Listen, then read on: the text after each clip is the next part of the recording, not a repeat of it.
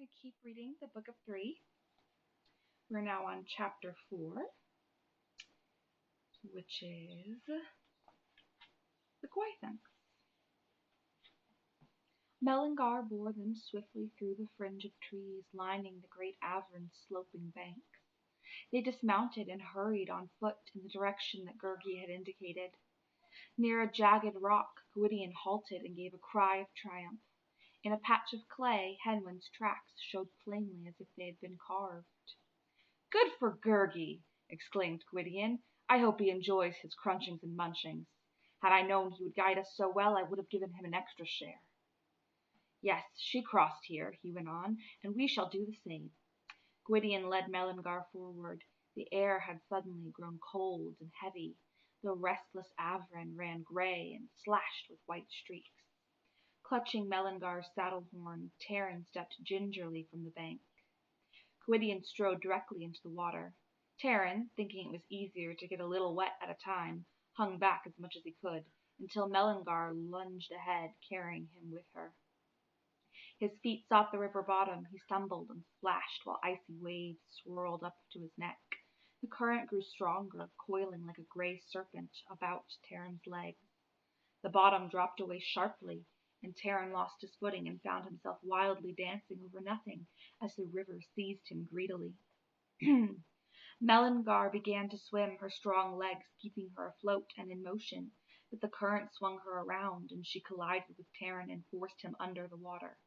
"Let go of the saddle!" Gwydion shouted above the torrent. "Swim clear of her!" Water flooded Taran's ears and nostrils. With every gasp the river poured into his lungs. Gwydion struck out after him, soon overtook him and seized him by hair and drew him towards the shallows. He heaved the dripping, coughing Taran back onto the bank. Mellingar, reaching the shore a little further upstream, trotted down to join them.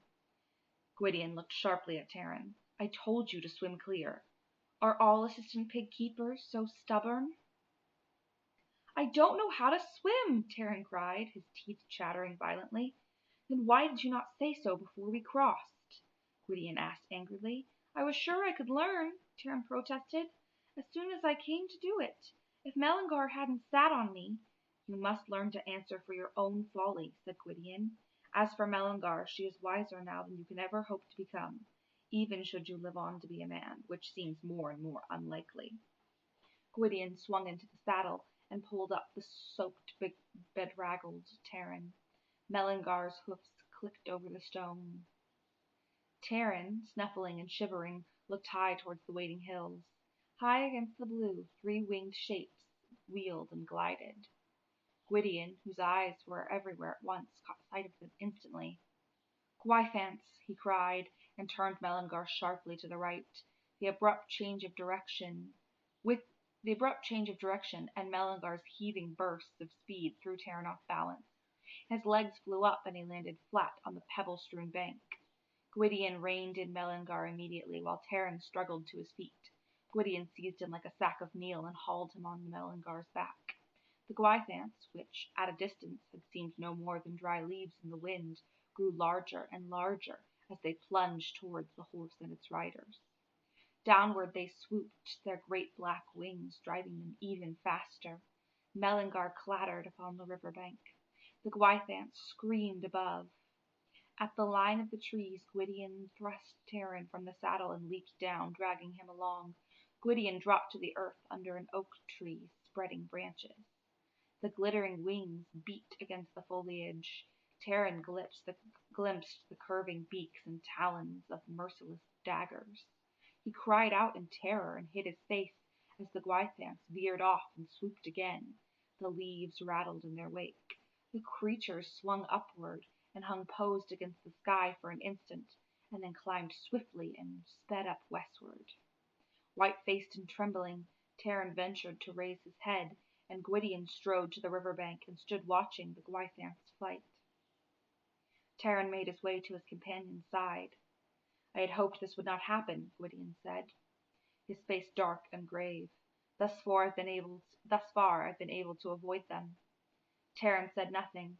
He had clumsily fallen off Mellingar at a moment when speed counted most, At the oak he had behaved like a child. He waited for Gwydion's reprimand, but the warrior's green eyes followed the dark specks. Sooner or later they would have found us, Gwydion said. They are Iran's spies and messengers. The eyes of Anuvin, they are called. No one stays hidden from them for long. We are lucky they were only scouting and not on a blood hunt. He turned away as the Gwythans disappeared. Now they fly to their iron cages in Anuvin. He said, Iran himself will have news of us before this day ends. He will not be idle. If only they hadn't seen us, Taran moaned. There's no use in regretting what has happened, said Gwydion, and they set out again. One way or another, Iran would have learned of us. I have no doubt he knew the moment I rode from Caer Dathel. The Gwythans are not his only servants. I think they must be the worst, Taran said, quickening his pace to keep up with Gwydion. Far from it, Gwydion said. The errand of the Gwythans is less to kill than to bring information. For generations they have been trained in this. Iran understands their language, and they are in his power from the moment they leave the eggs. Nevertheless, they are creatures of flesh and blood, and a sword can answer them. There are others to whom a sword means nothing, Gwydion said. Among them, the Cauldron-born, who serve Iran as warriors. They are not men? Taran asked. They were once, replied Gwydion. They are the dead whose bodies Iran steals from resting places in the long barrows. It is said he steeps them in a cauldron to give them life again, if it can be called life. Like death, they are forever silent, and their only thought is to bring others to the same bondage. Iran keeps them as his guards in Anuvin, for their power wanes the longer they are farther from their master. Yet, from time to time, Iran sends certain of them outside Anuvin to perform his most ruthless tasks. These Cauldron-born are utterly without mercy or pity, Gwydion continued, for Iran has worked still greater evil upon them. He has destroyed their remembrance of themselves as living men. They carry no memory of laughters or tear, of sorrow or loving or kindness. Among all Iran's deeds, this is one of the cruelest. After much searching, Gwydion discovered Henwen's tracks once more. They led over a barren field and then into a shallow ravine. Here they stop, he said, frowning. Even on stony ground there should be some trace, but I can see nothing. Slowly and painstakingly he quartered the land on each side of the ravine. The weary and discouraged Taran could barely force himself to put one foot in front of the other, and was glad dusk had obliged Gwydion to halt. Gwydion tethered Mellingar in a thicket. Taran sank to the ground and rested his head in his hands. She has disappeared too completely, said Gwydion, bringing provisions from the saddlebags. Many things could have happened. Time is too short to ponder each one. What can we do then? Taran asked fearfully. Is there no way to find her? The surest search is not always the shortest, said Gwydion. And we may need the help of other hands before it is done. There is an ancient dweller in the foothills of the Eagle Mountains. His name is Medwyn, and it is said he understands the hearts and ways of every creature in Prydain. He, if anyone, should know where Henwen may be hiding. If we could find him, Taran began. You are right in saying if, Gwydion answered. I have never seen him. Others have sought him and failed. We should only have faint hope, but it is better than none at all. A wind had risen, whispering among the black clusters of trees. From a distance came a lonely baying of hounds. Gwydion sat upright and tense as a bowstring. Is it the Horned King?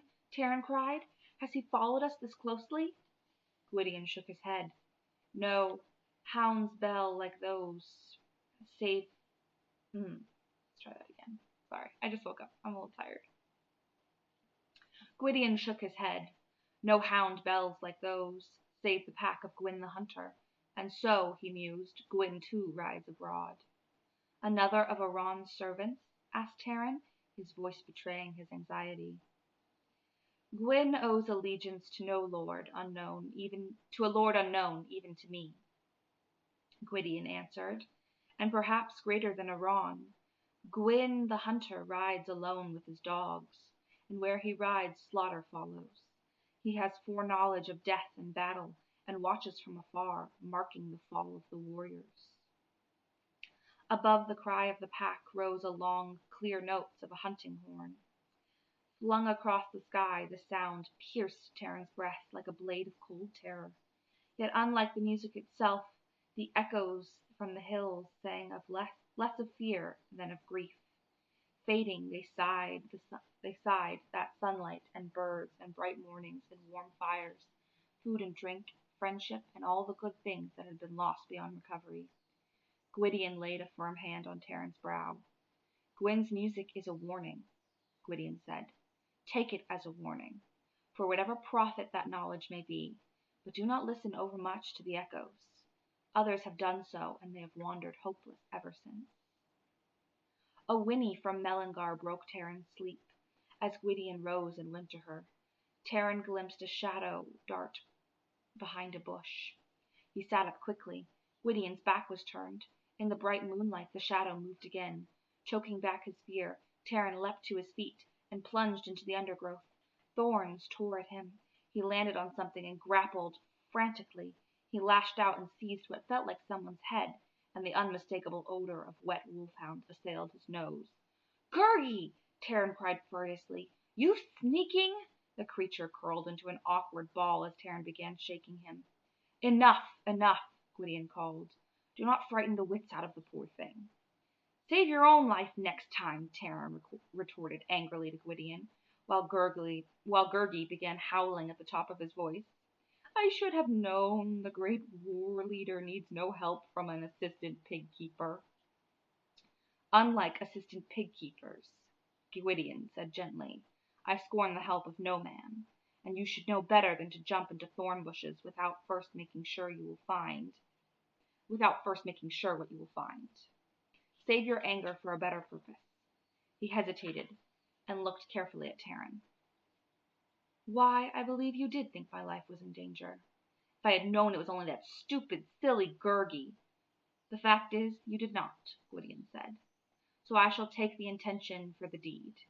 You may be many other things, Terran of Caer Dallben, but I see you are no coward. I offer my thanks," he added, and bowed deeply. "And what of poor Gurgi?" howled the creature. "No thanks for him, oh no! Only smackings by great lords, not even small munchings for helping find a piggy." "We didn't find any piggy," Terran replied angrily, "and if you ask me, you know too much about the Horned King. I wouldn't be surprised if you'd gone and told him. No, no, the great Lord of Horns pursues wise, miserable Gurgi with leapings and galloping. Gurgi fears terrible smackings and whackings. He follows kindly and mighty protectors. Faithful Gurgi will not leave them, never." "And what of the Horned King?" Gwydion asked quickly. "Oh, very angry," whined Gurgi. "Wicked lords ride with mumblings and grumblings because they cannot find a piggy." "Where are they now?" asked Gwydion. "Not far. They crossed the water, but only clever, unthanked Gurgi knows where, and they light fires with fearsome blazings." "Can you lead us to them?" Gwydion asked. "I would learn of their plans." Gurgi whimpered questioningly.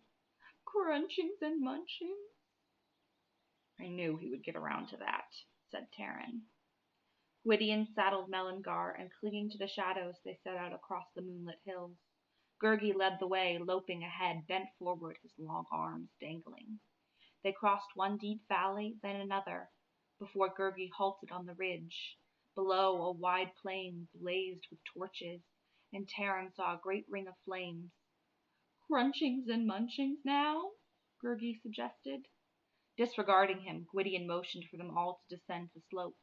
There was little need for silence. A deep, hollow drumming throbbed over the crowded plain.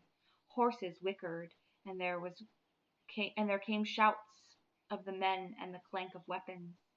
Gwydion crouched in the bracken, watching intently. Around the fiery circle, warriors on high stilts beat upraised swords against their shields. "What are those men?" Terran whispered. And the wicker baskets hanging from the posts? They are the proud walkers, Gwydion answered, in a dance of battle, an ancient rite from war days when men were no more than savages. The baskets, another ancient custom, best forgotten.